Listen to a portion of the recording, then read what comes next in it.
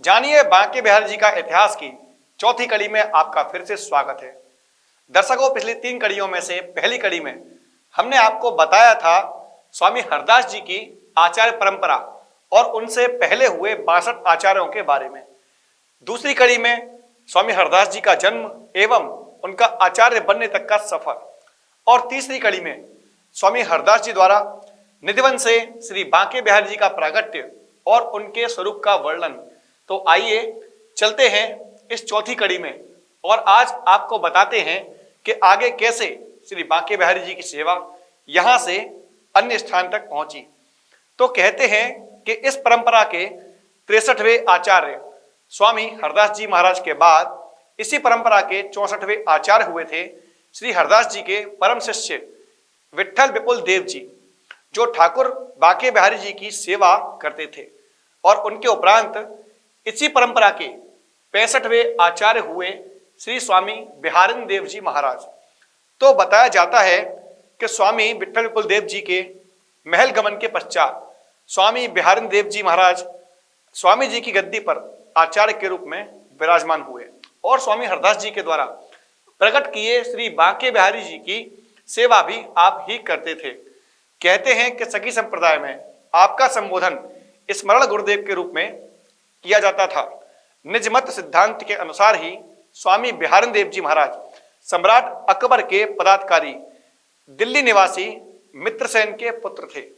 और उनका जन्म भी स्वामी हरदास जी के आशीर्वाद से ही हुआ था। ऐसा कहा जाता है कि स्वामी हरदास जी महाराज की आज्ञा से श्री बिहारिन देव जी के माता पिता 1 वर्ष मथुरा में ही रहे और इसी के पश्चात श्री स्वामी बिहारिन देव जी महाराज का जन्म मथुरा में ही हुआ, जिसके बारे में हम आपको पहले भी बता चुके हैं। तो श्री स्वामी बिहारिन देव जी महाराज के पिता मित्रसेन के देहावसान के बाद उनके स्थान पर सम्राट द्वारा इनको नियुक्त किया गया था, किंतु वीतराग संस्कारों की वजह से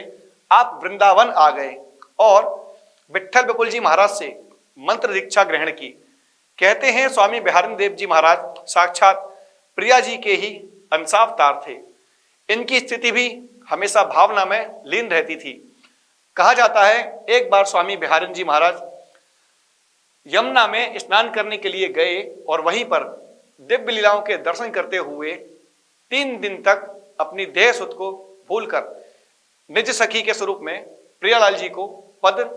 बिहारत लाल बिहारिन दो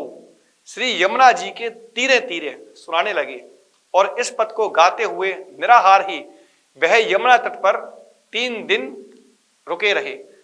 और इधर श्री निधिवन में बांके बिहारी जी की सेवा में व्यवधान आ रहा था, क्योंकि वह सेवा हो ही नहीं पा रही थी, जिसे रसिकवर जमुनादास जी के शब्दों में लिखा गया है कि ज्यों श्री गुरुतुक एक लोकों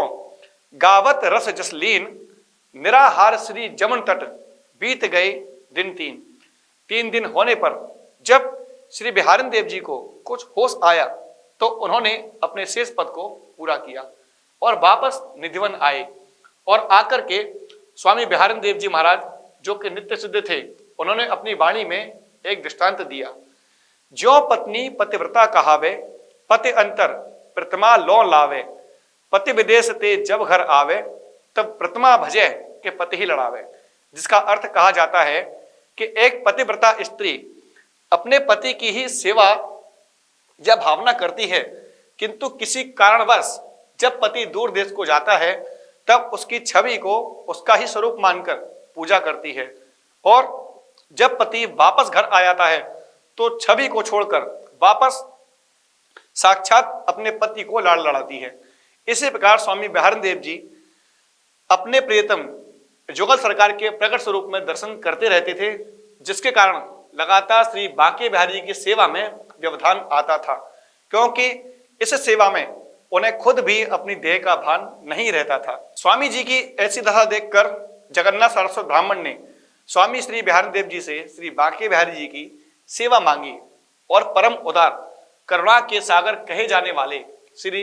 बिहारिन देव जी महाराज ने उनकी प्रार्थना को स्वीकार कर उनको बांके बिहारी जी की सेवा सौंप दी। तभी से श्री बांके बिहारी जी की सेवा उन्हीं के वंश में चलती आ रही है। आज की कड़ी में बस इतना ही। आप लोगों से एक बार पुनः निवेदन, हमारे इस एपिसोड के बारे में कमेंट के माध्यम से आप जरूर बताएं कि यह कड़ी आपको कैसी लग रही है। साथ के साथ हमारा एक विशेष आग्रह है कि हमारी तीसरी कड़ी जानिए श्री बांके बिहारी जी का इतिहास को सभी लोग शेयर अवश्य करें, क्योंकि उस कड़ी में श्री बांके बिहारी जी का प्रागट्य दिखाया गया है। और आगे की कड़ियों को देखने के लिए बने रहिए अभी न्यूज के साथ।